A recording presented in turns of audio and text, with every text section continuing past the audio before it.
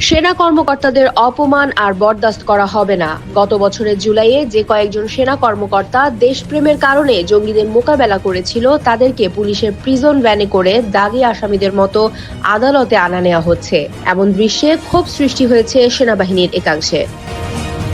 মূলত সেনাবাহিনীর একাংশকে ঠান্ডা করার জন্যই কয়েকদিন আগে স্টাডি পিরিয়ডে অংশ নিয়ে একথা বলেন সেনাপ্রধান। তিনি আরো বলেন, এভাবে প্রিজন ভ্যানে করে সেনাবাহিনীর কর্মকর্তাদের অপমান অত্যন্ত আপত্তিকর। তারা সে সময় যা করেছে সেটি সরকারের আদেশেই করেছে। তাই রাজনৈতিক দলগুলোর সাথে বোঝাপড়া করে তাদের জন্য ইনডিমিনিটি না আনা পর্যন্ত আমি কোথাও যাব না।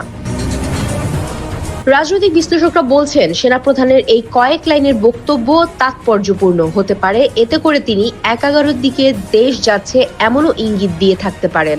অন্যদিকে আরেকটি পক্ষ বলছে, গত 5 আগস্ট জঙ্গি হামলার পর এমন অনেক নীতিবাক্য তিনি দেশবাসীকে শুনিয়েছিলেন, কিন্তু বাস্তবে সবই শুভঙ্করের ফাঁকি। দেশের সাধারণ জনগণ দেখেছে বাংলাদেশের প্রথম নপুংসক সেনাপ্রধান। Press report, বিবাংলা.net।